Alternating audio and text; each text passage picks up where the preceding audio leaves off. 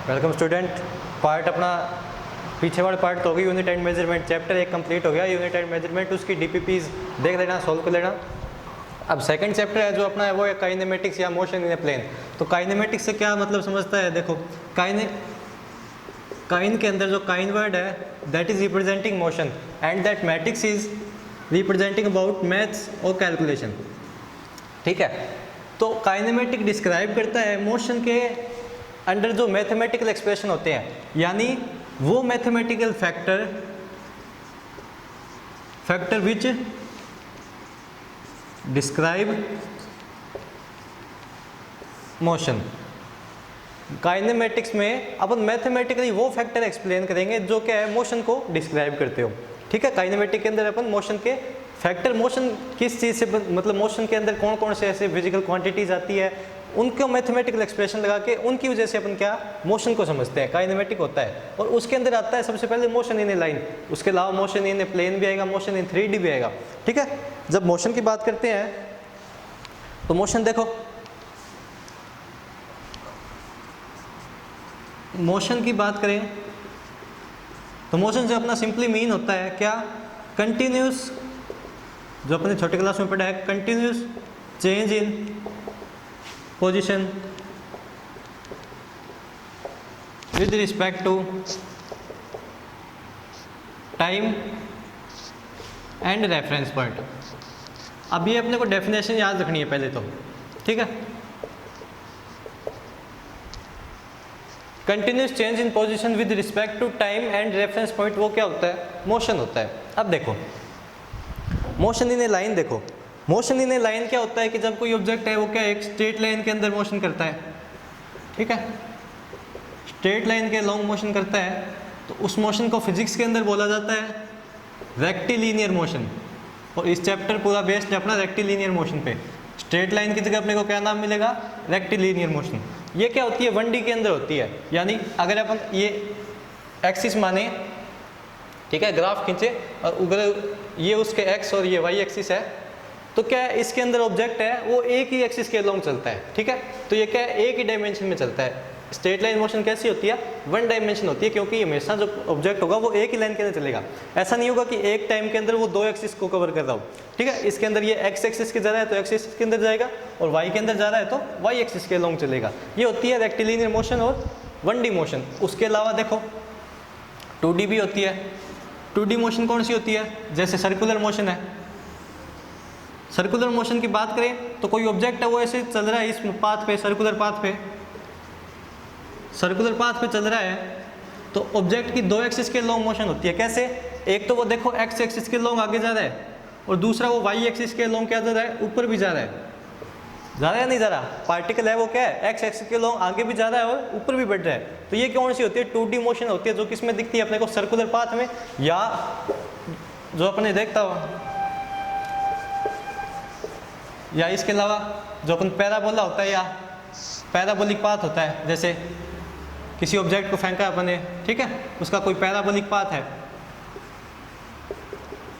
ठीक है, कोई ऑब्जेक्ट को फेंका जाता है तो इस पैराबोलिक पाथ के लॉन्ग मोशन करता है। उसके अंदर भी क्या होता है, ऑब्जेक्ट की 2 एक्सिस के लॉन्ग मोशन होती है, एक्स और वाई के। अगर इस पॉइंट पे लेंगे तो उसके क्या होंगे, 2 एक्सिस होंगे हमेशा, एक तो इसके लॉन्ग जा रहा है और दूसरा वो क्या हो रहा है, वाई माइनस वाई एक्सिस के लॉन्ग नीचे आ रहा है। ठीक है, आ रहा है समझ में, ये होता है 2D। अब बात करें 3D की, तो 3D जो मोशन होती है वो अपने को बेसिकली दिखती है केमिस्ट्री के अंदर। केमिस्ट्री के अंदर जो फ्री पार्टिकल होते हैं ना गैसेस के, उसके अंदर पढ़ते हैं सॉलिड स्टेट फिजिक्स होती है, जो अपनी आगे लगेगी, आगे मतलब 12th के बाद लगती है सॉलिड स्टेट फिजिक्स। उसके अंदर क्या होता है, गैस से कोई मॉलिक्यूल होते हैं उनकी 3D मोशन को पढ़ा जाता है, लेकिन अपने सिर्फ है 1D और 2D। ठीक है, बाकी रोटेशनल मैकेनिक्स आएगी उसके अंदर पढ़ लेंगे अपन, 3D में भी पढ़ लेंगे। ठीक है, अब देखो, अब बात करते हैं motion in straight line. Rectilinear motion पढ़नी है अपने को, तो रेक्टिलिनियर मोशन के अंदर कुछ ऐसी टर्म है जो अपने को यूजफुल है या अपने पढ़ेंगे जिसकी वजह से अपन काइनेमेटिक्स समझेंगे। वो जो टर्म है वो देखो पहले कौन सी है,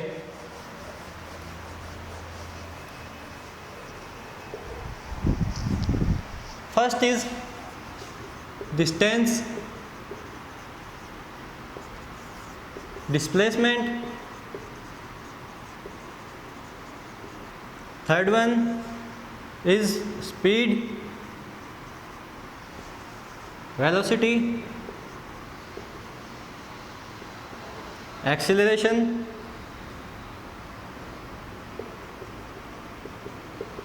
एंड सिक्स्थ वन देख लो, जर्क, जो कहीं पे यूज़ मतलब बहुत कम उसका डिस्क्रिप्शन मिलता है, लेकिन फिर भी अपन थोड़ा देख लेंगे, उसके बारे में जानकारी कर लेंगे। ठीक है, ये 5 चीज़ें आपने पढ़ी है, जो अपने पहले की क्लासेस है उनके अंदर आपने 5 चीज़ें तो पहले पढ़ी हुई है, distance, displacement, speed, velocity, acceleration क्या होता है। ठीक है, ये अपने को पता है। अब अपन पहले इसकी 2 टर्म देख लेते हैं, कौन सी, डिस्टेंस और डिस्प्लेसमेंट देख लेते हैं। ठीक है, सारी टर्म करेंगे, लेकिन सबसे पहले क्या देखते हैं, डिस्टेंस और डिस्प्लेसमेंट। पहले इन दो को क्यों देखते हैं, क्योंकि ये दोनों सेम फिजिकल क्वांटिटी, लेंथ की यूनिट है, लेंथ की क्या है, फिजिकल क्वांटिटी है।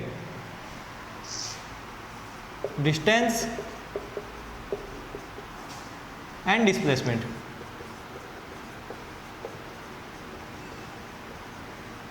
अब देखो, डिस्टेंस और डिस्प्लेसमेंट में क्या पता है, पहले पढ़ा होगा, ये स्केलर है, ये वेक्टर है, यानी वेक्टर है, यानी इसके पास तो डायरेक्शन होगी, तो इसके पास डायरेक्शन नहीं होगी, यही होता है स्केलर का मतलब। ठीक है, सेकंड बात करें डिस्टेंस और डिस्प्लेसमेंट में एक रिलेशन क्या है, किस तरह से रिलेटेड है, तो अपन इसके लिए एक एग्जांपल देखते हैं। जैसे ये ए है, ए पॉइंट, बी पॉइंट, इस ए से बी पॉइंट तक क्या है, कोई ऑब्जेक्ट है, वो 3 वे से होके जाता है, first way, second and third way. इसके अंदर जो डिस्टेंस होती है, डिस्टेंस की डेफिनेशन क्या होती है, डिस्टेंस की डेफिनेशन देखो पहले तो क्या होती है, जिसको नहीं आती वेल्स तो पड़ी हुई अपनी, लेकिन जिसको नहीं आती वो देखो, डिस्टेंस की डेफिनेशन क्या होती है, the length of actual path covered by object, यानी उस पाथ की लेंथ जिसके अलोंग क्या है, कोई ऑब्जेक्ट एक पॉइंट से दूसरे पॉइंट तक जाता है, उस पाथ की लेंथ जिसके लिए एक कोई ऑब्जेक्ट है वो दूसरे पॉइंट तक जाता है। अब ए से बी तक गया है पहले कंडीशन के अंदर, पहले के अंदर देखो एक्चुअल पाथ कौन सा है इसका, इस पाथ के अलोंग गया है, तो इस पाथ की जो टोटल लेंथ होगी वो क्या होगी, डिस्टेंस होगी, यानी फर्स्ट वाली क्या है, डिस्टेंस है। सेकंड में भी क्या है, एक पॉइंट से बी पॉइंट तक गया है, यानी इसकी एक्चुअल लंबाई, एक्चुअल पाथ कौन सा है इसका, ये स्ट्रेट लाइन, तो ये भी क्या है, एक डिस्टेंस है। तीसरा भी क्या है, एक डिस्टेंस है। सिंपल बात समझो, सिंपल क्या कह रहा है कि एक पॉइंट से दूसरे पॉइंट तक जा रहा है, तो उस पूरे रास्ते की लंबाई क्या होती है, डिस्टेंस होती है। अब ये तीन तरीकों से गया है ए से बी तक, ठीक है, तो इन तीनों की जो लेंथ है वो क्या है, उसकी डिस्टेंस, यानी फर्स्ट, सेकंड, थर्ड, तीनों क्या है, डिस्टेंस है। अब बात करते हैं डिस्प्लेसमेंट की डेफिनेशन की। डिस्प्लेसमेंट की डेफिनेशन क्या होती है, डिस्प्लेसमेंट की डेफिनेशन कहती है कि द शॉर्टेस्ट या कई टर्म यूज होती है इसके लिए, द शॉर्टेस्ट या स्ट्रेट लाइन डिस्टेंस। अब बिटवीन नहीं लिखना, कई जगह बिटवीन लिखा होता है, बुक के अंदर भी लिखा हुआ होता है, कई जगह बिटवीन लिख देते हैं, between initial position to final position. Between की जगह अपने को यूज करना है from, from initial position to final position. अब फ्रॉम क्यों यूज किया है, क्योंकि जब बिटवीन की बात करते हैं तो बिटवीन के अंदर कोई डायरेक्शन का जो नहीं होता। बिटवीन की बात करते हैं तो ए पॉइंट से बी पॉइंट तक भी मेजर कर सकते हैं और बी पॉइंट से ए पॉइंट तक भी मेजर कर सकते हैं। लेकिन जब फ्रॉम की बात करें कि ए पॉइंट से बी पॉइंट तक, इनिशियल पॉइंट से बी पॉइंट तक जा रहा है, इनिशियल से फाइनल पॉइंट की जा रहा है, फ्रॉम की जब फ्रॉम यूज किया जाता है तो उसकी डिस्टेंस मतलब उसकी डायरेक्शन दिखाता है कि ए पॉइंट से बी पॉइंट तक गया, यानी उसकी डायरेक्शन क्या है, ए से बी की तरफ है। लेकिन जब बिटवीन की यूज आ जाता है तो बिटवीन का मतलब होता है उन दोनों के बीच की डिस्टेंस, चाहे वो इधर से नाप लो चाहे वो उधर से नाप लो, ठीक है, वो उसका मैग्नीट्यूड दिखाता है। तो इसलिए क्या दिखाते हैं, फ्रॉम का यूज कर देते हैं। तो shortest straight line distance from initial position, अब ए से बी तक के बीच की शॉर्टेस्ट डिस्टेंस कौन सी है, सेकंड पाथ है, और ये स्ट्रेट लाइन पाथ है। यानी जनरली क्या होता है कि एक पॉइंट से बी पॉइंट, यानी ए पॉइंट से बी पॉइंट तक के बीच का जो डिस्प्लेसमेंट होता है वो उसकी स्ट्रेट लाइन डिस्टेंस होती है। ये यूज होता है ना कि ए से बी तक की शॉर्टेस्ट डिस्टेंस हमेशा स्ट्रेट लाइन होगी, यही होता है, ए से बी तक की शॉर्टेस्ट डिस्टेंस कौन सी होगी, स्ट्रेट लाइन होगी। यानी इस तीनों पाथ के अंदर डिस्प्लेसमेंट कौन सा है, सेकंड वाला। चाहे ऑब्जेक्ट ए से बी तक इस दूसरे पाथ के अलोंग ना आए, कोई तीसरा पाथ है, चौथा पाथ, कोई भी पाथ से आए, लेकिन जब बात करेंगे डिस्प्लेसमेंट की तो डिस्प्लेसमेंट हमेशा यही पाथ रहेगा। ये नहीं होगा कि अपन ने इसको और पाथ से ले आए तो इसका पाथ चेंज कर दिया तो वो क्या हो जाएगा, उसका डिस्प्लेसमेंट हो जाएगा।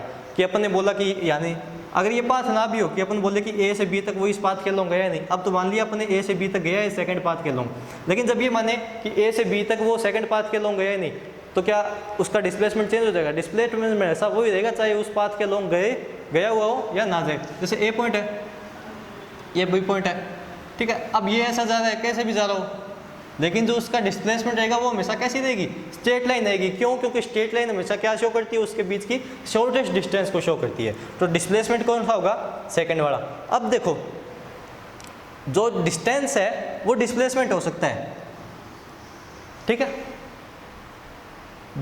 डिस्प्लेसमेंट है वो डिस्टेंस हो सकता है, लेकिन सारी डिस्टेंस है वो डिस्प्लेसमेंट हो सकती है क्या? ये डिस्प्लेसमेंट है सेकंड वाला, ये डिस्टेंस भी है, लेकिन थर्ड वाला जो डिस्टेंस है वो डिस्प्लेसमेंट है क्या? यानी डिस्प्लेसमेंट होता है वो एक टाइप की डिस्टेंस होती है, लेकिन जो डिस्टेंस होता है वो डिस्प्लेसमेंट नहीं होता। डिस्टेंस एक ही ऐसी डिस्टेंस होगी जो शॉर्टेस्ट होगी, वो उसका डिस्प्लेसमेंट होगी, ठीक है। अब बात देखो, हमेशा एक चीज़ और देखो कि इसके अंदर देखो सेकंड वाले पाथ से कोई छोटा पाथ है क्या? जैसे एक बात बोले कि डिस्टेंस और डिस्प्लेसमेंट के अंदर रिलेशन क्या होता है? What is the relation between, आया हुआ भी है वो क्वेश्चन कॉम्पिटिटिव एग्जाम में, what is the relation between distance and displacement? तो उसके अंदर लिखा होगा distance is greater than displacement, distance is equal to displacement, distance is less than equal to displacement और distance is greater than equal to displacement. अब इसके अंदर correct option distance है वो डिस्प्लेसमेंट से बड़ी है। अब ये पहली वाली है और ये पहले वाला क्या है? डिस्टेंस है, और सेकंड वाला क्या है? डिस्प्लेसमेंट। तो पहला सेकंड से बड़ा है, दिख रहा है, पहला ऑप्शन सही है। बोल रहा है डिस्टेंस है वो डिस्प्लेसमेंट के इक्वल होती है, तो सेकंड वाला डिस्टेंस भी और सेकंड वाला डिस्प्लेसमेंट भी है, यानी बात सेकंड भी सही है। डिस्टेंस है वो छोटी होती है डिस्प्लेसमेंट से। डिस्टेंस छोटी है क्या कहीं पे भी? डिस्टेंस है वो डिस्प्लेसमेंट से छोटी है क्या? डिस्प्लेसमेंट कौन सा अपने पास? सेकंड। सेकंड से छोटा है क्या कोई यहाँ पे? फर्स्ट बड़ा है, थर्ड भी बड़ा है, सेकंड है वो इक्वल है लेकिन छोटा नहीं है। तो यानी क्या पता चला? डिस्टेंस है वो हमेशा बड़ी और इक्वल होगी किसके? डिस्प्लेसमेंट के।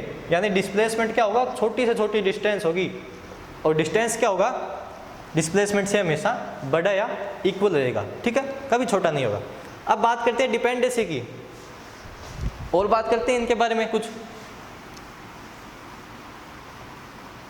एक पॉइंट और देखो क्या कहता है, पॉइंट्स कवर करने हैं अपने को। जब डिफरेंस आएगा ना कि डिफरेंस बताओ भी क्या डिफरेंस होता है डिस्टेंस और डिस्प्लेसमेंट के अंदर, तो अपने को क्या करना है? टेबल बना के, या तो ऑप्शनल टाइप आए तो वैसे कर देना होगा, टेबल बनानी आ जाए तो आपको पॉइंट नोट करने होंगे। तो पहला पॉइंट क्या हुआ? उसकी डेफिनेशन। सेकंड, वो स्केलर है, उसके पास डायरेक्शन नहीं है। थर्ड, इट डिपेंड ऑन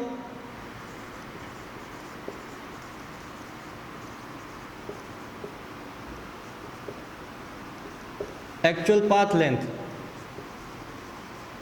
अब कई जगह बुक के अंदर एक्चुअल पाथ लिखा होगा या पाथ लेंथ लिखा हुआ मिलेगा, कई जगह डिस्टेंस नाम ना लिख के पाथ लेंथ लिखा हुआ नाम मिलेगा, ठीक है।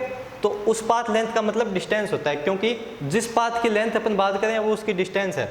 अब depend on actual path length, यानी जिस पाथ से आया है डिस्टेंस वही होगी, लेकिन डिस्प्लेसमेंट वो होता है क्या कि ए से बी इस तरह से गया है तो डिस्टेंस है वो तो इस पाथ के अलोंग जाएगी, इस पाथ की पूरी लंबाई होती है वो डिस्टेंस होती है। लेकिन डिस्प्लेसमेंट है वो इस पाथ के ऊपर डिपेंड करेगा क्या? डिस्प्लेसमेंट इस पाथ के ऊपर डिपेंड नहीं करेगा, वो सीधा इसके स्ट्रेट लाइन डिस्टेंस या स्ट्रेट लाइन डिफरेंस के बीच में डिपेंड करेगा। यानी depend on actual path length, distance है वो पाथ के ऊपर डिपेंड करता है, या क्या बोल देना? Depends on path. ये पाथ पे डिपेंड करता है, वो पाथ पे डिपेंड नहीं करता। आ गया समझ में? ठीक है। और देखो क्वेश्चन कर लेते हैं अब इनके, जो नॉर्मल समझना था अपने को वो अपने समझ लिया, अब इसके क्वेश्चन कर लेते हैं। कुछ कर ले क्या? देखो कोई ऑब्जेक्ट ए है, ठीक है, वो 3 मीटर ईस्ट चला, ठीक है, 3 मीटर ईस्ट से बी तक पहुंच गया, और बी से क्या है वो वापस 2 मीटर वेस्ट चला।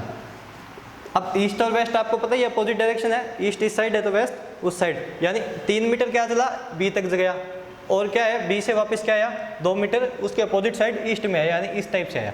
ठीक है, तो पूछ रहा है डिस्टेंस बताओ इसकी, इसने कितनी टोटल डिस्टेंस। अब मैंने बोला टोटल डिस्टेंस क्या होती है, जितना पाथ उसने कवर किया है चाहे वो अपोजिट साइड में किया हो। ठीक है, क्योंकि डिस्टेंस की बात करते हैं, डिस्टेंस के अंदर डायरेक्शन का तो कोई मतलब ही नहीं है ना, कि किस पाथ के अंदर गया है, अपोजिट डायरेक्शन के अंदर गया है या सीधी वाली डायरेक्शन में गया है या 90 डिग्री गया है। डिस्टेंस में डायरेक्शन का तो मतलब ही नहीं, वो तो कह रहा है कितनी लंबाई कितना चला है वो बता दो। ठीक है, तो इसके अंदर कितना चला है 3 मीटर तो इस साइड गया है और 2 मीटर वापस इस साइड आया है, तो कितना आया 3 + 2 = 5 मीटर, यानी डिस्टेंस उसने कितनी टोटल कवर की 5 मीटर।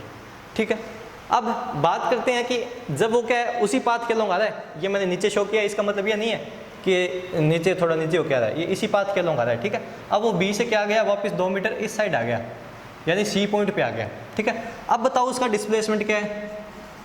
तो डिस्प्लेसमेंट क्या होता है,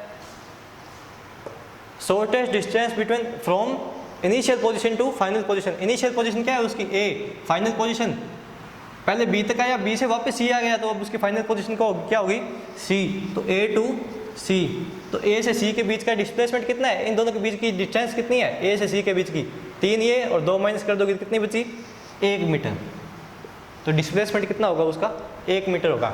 जैसे ये सर्कुलर पाथ के लॉन्ग बात करें, ए पॉइंट से गया यहाँ से चला और ये पूरा इसका सर्कल का कवर करके वापस ए पॉइंट पे आ गया। ठीक है, तो इसने डिस्टेंस कितनी कवर की, इस सर्कल की जो सर्कमफेरेंस होगी, अगर ये आर रेडियस का सर्कमफेरेंस है तो इसने कितना कवर किया 2πr कवर कर लिया। ठीक है, लेकिन जब बात करें इसका डिस्प्लेसमेंट कितना होगा, तो डिस्प्लेसमेंट क्या होता है इनिशियल पोजीशन और फाइनल पोजीशन के बीच की डिस्टेंस। तो इसका इनिशियल पॉइंट भी यही था, शुरू ये यहीं से किया था और वापस क्या आ गया इसी पॉइंट पे आ गया, तो इसने कितनी डिस्टेंस कवर की इस पॉइंट के हिसाब से, कितनी की 0, तो इसका डिस्प्लेसमेंट कितना होगा 0। आ गया समझ में? ठीक है, क्वेश्चन ही करते हैं आज, जितना हो सकेंगे। देखो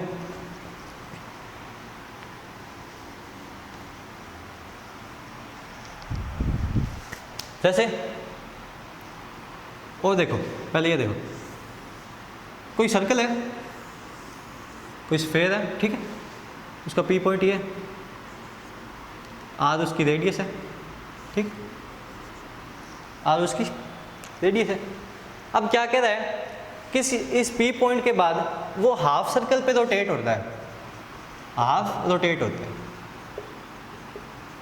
हाफ रोटेट होने का मतलब, हाफ रोटेट कैसे होगा, देखो ये अगर स्फेयर है या सर्कल है, ये हाफ रोटेट हो रहा है। हाफ रोटेट होने का मतलब क्या है, अपनी लेंथ का आधा रोटेट कर रहा है, आधा रोटेट हो रहा है। अगर क्यूब है, क्यूब नहीं सर्कल है, ठीक है, हाफ रोटेट होने का मतलब ये इतना रोटेट हो रहा है, इस साइड में जाएगा, यानी ये इतना पाथ है इसका क्या आ जाएगा इस साइड हो जाएगा, यानी ये इस टाइप से हो रहा है। ठीक है, ऐसे घूम रहे हैं, हाफ रोटेट हो रहा है।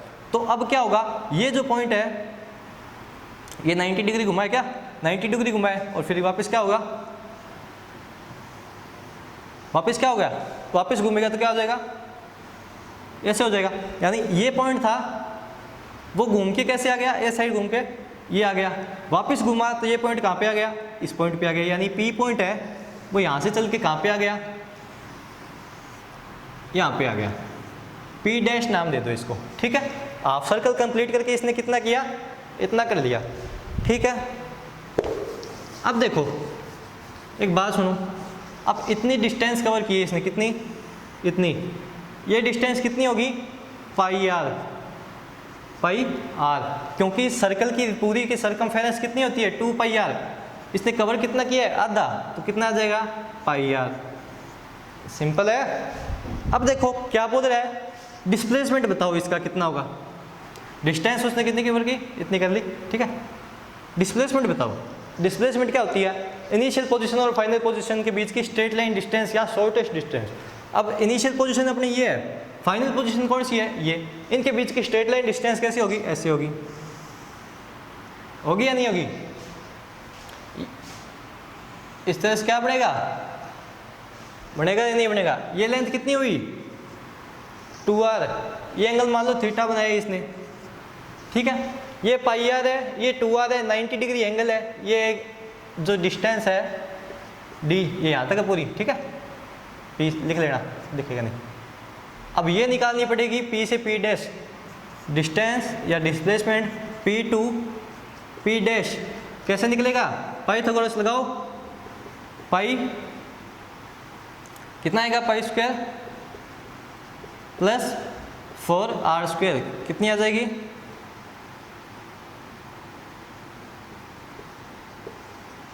आएगी या नहीं आएगी भी, आ जाएगी क्या, वेरी गुड। ये आ गया अपना displacement P to P dash तक का। और देखो एक और कर लेते हैं, फिर देखते हैं आगे। अब अगर सर्कल की बात करते हैं, सर्कल के लिए एक फॉर्मूला बता देता हूँ मैं, अगर सर्कल की बात है कहीं पे, जैसे ए पॉइंट है, ए यहाँ से चल के क्या आ गया, यहाँ तक आ गया, ठीक है। तो बताओ इसने कितनी डिस्टेंस कवर की, कितनी करेगी, ए से यहाँ तक आ गया, ठीक है। तो ये डिस्टेंस आप बता सकते हो, ये याद है, ये याद है, कितनी आ जाएगी, √2r आ जाएगी क्या, 2r आएगी क्या, हाँ ठीक है, ये आ गई √2r, ठीक है। कितने डिग्री पे, 90 डिग्री पे था, सेमी सर्कल बना रहा था। बात करते हैं ऐसे ही, सर्कल है, क्या रहा है, 120 डिग्री का एंगल बनाया है, ए पॉइंट से यहाँ तक आया है, ये ए पॉइंट चल के यहाँ पे आया है। अब बताओ इसकी क्या होगी, इसने कितना डिस्प्लेसमेंट कवर किया, तो डिस्प्लेसमेंट क्या होगा इसका, ऐसे स्ट्रेट लाइन होगी। डिस्टेंस पूछेगा तो बता ही सकते हो, यहाँ से यहाँ तक आया है तो इतने की क्या बताओगे, इस जो बार सर्कमफेरेंस है इसकी लेंथ बता दोगे, ठीक है, डिस्टेंस की बात करें। लेकिन ये पूछ रहा है डिस्प्लेसमेंट बताओ, तो डिस्प्लेसमेंट कैसे निकलेगा, ए पॉइंट से B point, second A point तक स्ट्रेट लाइन मोशन करो। अब इसका एक फॉर्मूला होता है क्या, कि d इज इक्वल टू या displacement is equal to 2r sine theta by 2, 2r sine theta by 2। Theta का मतलब जो ये एंगल बना रहा है, एंगल कितना है यहाँ पे, 2r sine 120/2 is equal to sine 60। अब ऐसे क्या है, कोई भी एंगल आए उससे क्या कर सकते हैं अपन, वैल्यू निकाल सकते हैं डिस्प्लेसमेंट की। अगर यहाँ पे साइन 60 होता तो साइन 30 की, जैसे पहले किया था ना, क्या किया था वो साइन 90 वाला, तो उसके अंदर 90 वाला दिया था, तो उसके अंदर कैसे आएगा, 2r साइन 90/2 यानी 2r साइन 90/2 साइन 45, साइन 45 की वैल्यू 2r/1/√2 यानी r√2। ऐसे क्या करोगे, साइन 60 साइन 90 और क्या कर सकते हो, अलग अलग वैल्यू रख के अपन क्या कर सकते हैं, सारी की वैल्यू निकाल सकते हैं। अब और देखो एक दो, सर्कल की बात है तो ये फॉर्मूला याद देखो, d is equal to 2r sine theta by 2।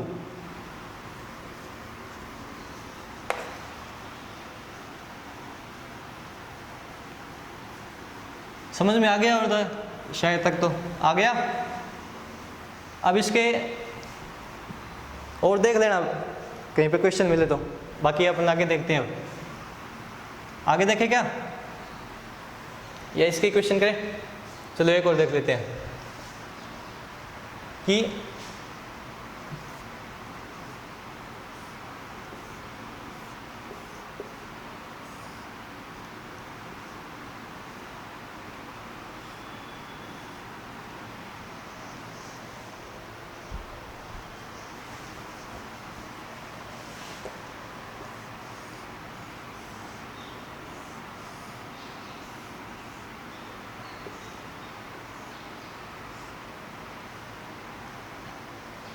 अब देखो कोई ऑब्जेक्ट है, वो यहाँ से चला, ठीक है, यहाँ से बी पॉइंट तक आया,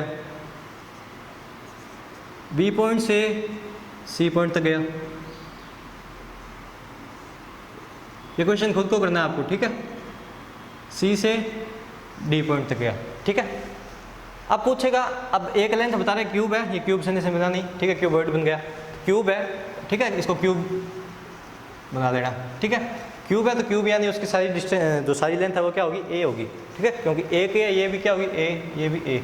अब उसकी डिस्टेंस पूछे कितनी डिस्टेंस कवर की है, तो ये पूरे पाथ की लंबाई यानी कितनी, ए से एक ये और एक ये, यानी कितनी कवर की, 3a डिस्टेंस कवर की है। डिस्प्लेसमेंट पूछे, डिस्प्लेसमेंट क्या होगी, इस पॉइंट से इस पॉइंट के बीच की लेंथ। यानी अगर मैं रूम की बात करूं, रूम के एक पिलर के एक कॉर्नर के लॉन्ग चला है, ठीक है, यानी उस कोने से सेकंड लास्ट यानी उस कोने तक की जो डिस्टेंस सीधा उसका क्या होगा, डिस्टेंस होगी, वो क्या होगी, उसका डिस्प्लेसमेंट होगा। एक कोने से कमरे के क्यूब, एक क्यूब कमरा है क्यूब के टाइप, तो उसके एक कोने से सेकंड उसके सामने जो जो कॉर्नर है उसके बीच की जो शॉर्टेस्ट डिस्टेंस है, स्ट्रेट लाइन डिस्टेंस है, वो क्या होगा, उसका डिस्प्लेसमेंट, ये, ठीक है, ये आपको निकालना है। ये कैसे निकलेगा, देखो, या तो सीधा मैथमेटिकल एक्सप्रेशन लगा देना, मैथ से निकल जाएगा, मैथ में भी करते हैं ना, वैसे कर लेना। अगर वैसे ना हो तो देखो, पहले 3D सिस्टम पढ़ो। 3D सिस्टम में क्या होता है, एक्स वाई जेड, 3 प्लेन बनते हैं, ठीक है। एक्स, अगर कमरे की बात करूँ तो ये उसका एक्स है, ये वाई और नीचे जेड, ठीक है। तीनों क्या है, पैरेलल एक दूसरे, पैरेलल क्या है, 90 डिग्री एंगल पे है तीनों, ठीक है। अब तीनों 90 डिग्री एंगल पे है, सेम सिस्टम यहाँ पे है, ये है, इसके 90 पे ये, इसके 90 पे ये, ठीक है। लेकिन यहाँ पे दिक्कत क्या रही है, देखो, ए से बी तक चला, ये ए है, ए से बी तक चला, कितना, ए, कितना, ए, जो एक्स की लॉन्ग डायरेक्शन होता है, यूनिट वेक्टर पढ़ा होगा 9th क्लास के अंदर, यूनिट वेक्टर पता था क्या, यूनिट वेक्टर एक्स के लॉन्ग जो वेक्टर होता है उसको क्या बोलते हैं, आई कैप, पढ़ा या नहीं पढ़ा, तो यानी कितना चला ये, ए आई कैप चला, नहीं पढ़ा तो इसी चैप्टर उठाना, ये बुक उठाना, उसके अंदर देख लेना, पता चलेगा लास्ट के अंदर, डिफरेंशियल कैलकुलस में मिल जाएगा, ठीक है। अब क्या चला, ऊपर चला, वाई एक्सिस के लॉन्ग, कितना, वाई एक्सिस के लॉन्ग, कितना चला, ए चला, वाई एक्स के लॉन्ग चला है तो कितना होगा, वाई एक्स के लॉन्ग क्या होता है, जे कैप होता है, यूनिट वेक्टर क्या होता है, जे कैप। अब क्या चला, अपोजिट, अब चल रहा है ये, देखो, अगर इस साइड आता, ठीक है, इस साइड बाहर की तरफ, जेड की तरफ, जेड की तरफ बाहर की ओर आता तो क्या होता, ए के कैप होता, ठीक है। लेकिन यहाँ पे हो क्या रहा है, हो क्या रहा है कि ये जा रहा है अंदर की साइड, ये बाहर की साइड नहीं आ रहा, ठीक है। ये अगर बाहर की साइड आता है ऐसे तो क्या होता, जेड की लॉन्ग जाता, जेड एक्सिस के लॉन्ग, ये ऐसे बाहर आता, ये ऊपर जाके इस साइड मूव करता तो ये क्या होता, जेड एक्सिस के लॉन्ग आता। लेकिन ये क्या जा रहा है, जेड एक्सिस के अपोजिट डायरेक्शन के अंदर, अंदर की ओर जा रहा है, ठीक है। अंदर की ओर जा रहा है तो क्या हो रहा है, ऐसे अंदर की ओर जा रहा है, ये लेंथ ए कवर कर रहा है, तो किसके अपोजिट जा रहा है, जेड एक्सिस के, जेड एक्सिस के लॉन्ग उसका यूनिट वेक्टर क्या होता है, के कैप, यानी ये के कैप के अपोजिट डायरेक्शन में जा रहा है, यानी माइनस के कैप के अलॉन्ग जा रहा है, ठीक है। यानी इसका ये जो पॉइंट होगा, ये पॉइंट होगा, इसके कोऑर्डिनेट क्या होंगे, ए आई कैप प्लस बी जे, या ए जे कैप माइनस ए के कैप, ये इसके कोऑर्डिनेट होंगे, इस पॉइंट के होंगे या नहीं होंगे। अब ये अपने पास वेक्टर आ गया, वेक्टर क्या होता है वो अपन पढ़ लेंगे, ठीक है, डिफरेंशियल कैलकुलस भी पढ़ेंगे। वेक्टर एक बार छोड़ो इस चैप्टर के अंदर, वेक्टर का मैग्नीट्यूड कैसे निकालते थे अभी, ए स्क्वायर प्लस ए स्क्वायर प्लस ए स्क्वायर, कितना आ जाएगा, √3a, डिस्प्लेसमेंट कितना आ गया, √3a, और ये मैथ के अंदर होता है, मैथ के अंदर जो इसका विकर्ण होता है, या जो क्या होता है उसका क्यूब का जो विकर्ण निकाला जाता है, वो उसका फॉर्मूला क्या होता है, √3a से ये तो आता है, पढ़ा होगा। तो ये अपने डिस्टेंस और डिस्प्लेसमेंट का पता चल गया। उसके आगे स्पीड एंड वेलोसिटी है, स्पीड एंड वेलोसिटी पता ही है आपको। ये बहुत बड़ा लेक्चर हो गया वैसे तो, क्योंकि इतनी टर्म नहीं थी डिस्क्राइब करने के लिए, फिर भी क्वेश्चन आंसर में देख लिया तो कोई दिक्कत नहीं है, ठीक है, देख लेना। बाकी आगे अपना स्पीड एंड वेलोसिटी, स्पीड क्या होती है, सेम सिस्टम है, स्केलर वेक्टर, एवरेज है, उसके बाद एवरेज स्पीड एवरेज वेलोसिटी क्या होती है, उसके बाद इंस्टेंटेनियस है, ठीक है, उसके बाद ग्राफिकल रिप्रेजेंटेशन है, जो आपने 9th क्लास 10th क्लास में पढ़ा है, सेम सिस्टम आके आ रहा है, कोई डिफरेंस नहीं है, सेम सिस्टम है यहाँ पे, बिल्कुल ही सिंपल चैप्टर है, उसके अलावा कोई इंपॉर्टेंट चीज़ है नहीं वैसे इसमें, ठीक है। जो 9th के अंदर इक्वेशन पढ़ी थी मोशन की, वही सारी यहाँ पे आ रही है, एक दो टर्म है वो नहीं आ रही है, जो क्या है इस वेक्टर को लेके, यूनिट वेक्टर को लेके वैसे पढ़ी हुई है, लेकिन उसके अंदर थोड़ा और कैलकुलस है, मैथ के अंदर साथ में इसका कंप्लीट करोगे ना, मैथमेटिकल एक्सप्रेशन लग रहे हैं 11th क्लास के, ठीक है।